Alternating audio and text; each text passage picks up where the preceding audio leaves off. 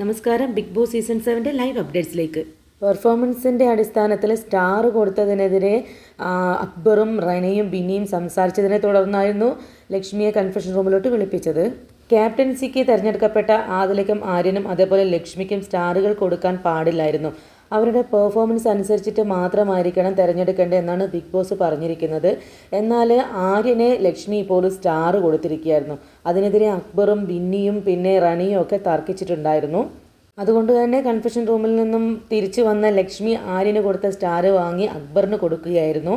കൊണ്ടുവന്ന പലഹാരം കട്ടെടുത്തു എന്നതിൻ്റെ പേരിൽ അക്ബറിന് സ്റ്റാറുകൾ നിഷേധിച്ചപ്പോൾ ബിന്നി സ്ക്രൂ ഡ്രൈവർ എടുക്കാൻ പറഞ്ഞപ്പോൾ ചെരുപ്പെടുത്ത് കാണിച്ചു, അവഹേളിച്ചു എന്ന് പറഞ്ഞിട്ട് രൂക്ഷമായ വിമർശനം ഏറ്റുവാങ്ങുകയും സ്റ്റാർ നിഷേധിക്കപ്പെടുകയും ചെയ്യുമായിരുന്നു. അതേപോലെ തന്നെ റന ഫാത്തിമയുടെ മോശം പ്രകടനത്തിനാണ് കൊടുക്കാതിരുന്നത്.